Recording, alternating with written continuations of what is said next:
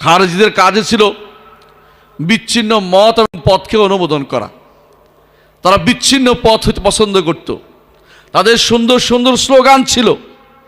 সেই স্লোগান হচ্ছে, আমাদের উপর জুলুম হচ্ছে, আমাদের উপর অত্যাচার হচ্ছে, আমাদের এই হচ্ছে, অমুক তো কাফের হয়ে গেছে, অমুক তো এই হয়ে গেছে।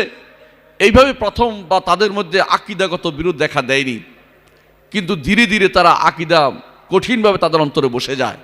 তখন তারা কবিরা গুনাহগারীকে কাফের সাব্যস্ত করতে আরম্ভ করে। অথচ ইসলামের দৃষ্টিতে সকল কবিরা গুনাহগারী কাফের নয়। কুফর, শিরিক এবং নিফাক ব্যতীত বাকি যে সমস্ত কবিরা গুনাহ আছে, সেগুলির কারণে একজন মানুষ কাফের হয়ে দিন থেকে বের হয়ে যায় না। ইসলামের দৃষ্টিকোণ স্পষ্ট, কিন্তু কিছু মানুষের কাছে সেটা স্পষ্ট না, কারণ তাদের অন্তরের মধ্যে, তাদের অন্তরে প্রবৃত্তির যে খারাপ অবস্থান সেটা তাদের অন্তরে স্থান পেয়েছে।